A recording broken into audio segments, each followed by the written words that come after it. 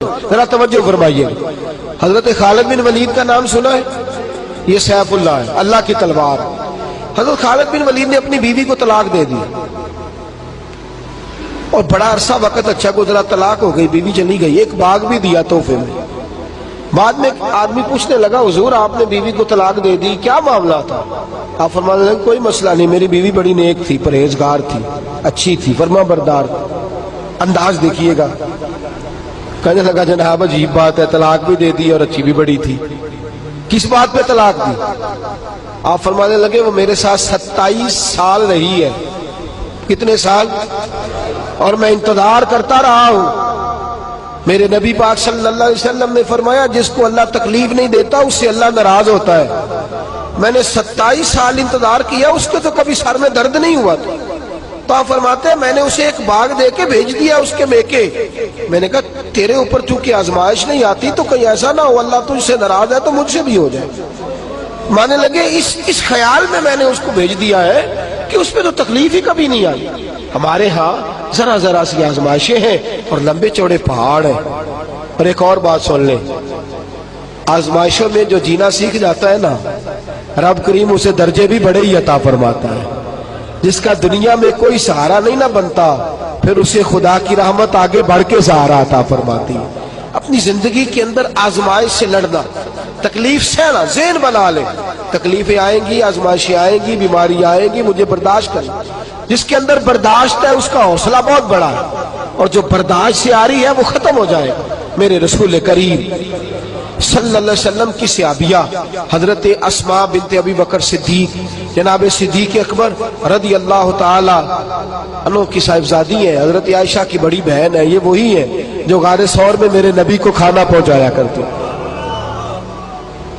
90 سال سے زیادہ عمر ہوگی حضرت اسماء کی، اور ان کے صاحبزادے عبداللہ بن زبیر رضی اللہ تعالی عنہ۔ 90 سال سے زیادہ عمر ہو گئی اور ان کے صاحبزادے لڑائی کر رہے ہیں حجاج بن یوسف کے ساتھ۔ آنکھوں سے انہیں نظر نہیں آتا حضرت اسماء کو، بوڑھی ہو گئی، صاحبزادہ جہاد کر رہا ہے۔ حضرت عبداللہ بن زبیر اپنی والدہ کے پاس آئے اور آ کے کہنے لگے اماں میرے کچھ ساتھی بھاگ گئے ہیں، کچھ کمزور ہو گئے، حجاج کے ساتھ میرا مقابلہ ہے۔ والدہ بڑا کم نظر آتا ہے، پریشان ہے، 90 سال سے زیادہ عمر ہے، اور ماں گلی میں جھگڑا ہو رہا ہو تو بیٹے سے کہتی ہے بیٹے تو اندر آ جا جلدی سے، تو نہ بیچ میں حصہ لے لے۔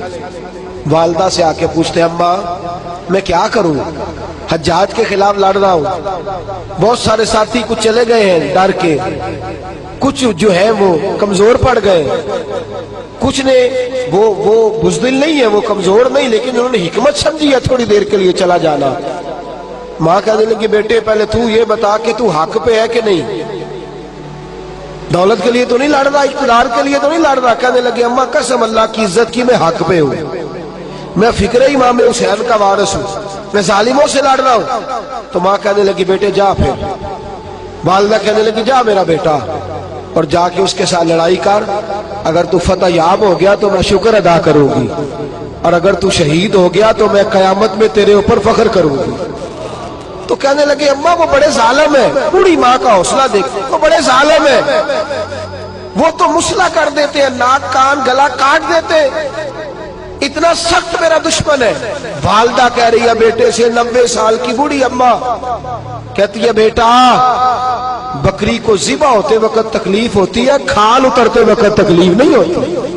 تکلیف تجھے ایک وقت ہوگی جب تیر لگے گا، جب تلوار لگے گی، ناک کان کاٹتے تجھے کیا تکلیف ہوگی، اللہ تجھے زیادہ اجر عطا فرمائے گا۔ جا مجھے بہادر کی ماں بننے کا شرف دے، بزدل کی ماں بننے کا شرف نہ دے۔ یہ دلیر ماں کا حوصلہ، یہ لفظ کیا کہ بیٹے کو بھیجا۔ حضرت عبداللہ بن زبیر لڑے، 14 دن تک آپ کی لاش لٹکی رہی، لیکن 14 دنوں تک آپ کے وجود سے خوشبو ہی آتی رہی۔ حجاج بن یوسف نے آپ کی ماں کو بلایا، حضرت اسماء آئی، کہنے لگا تجھے پتہ ہے تیرے بیٹے کی لاش لٹک رہی ہے؟ کہنے لگی کیا کہا؟ لٹک رہی ہے؟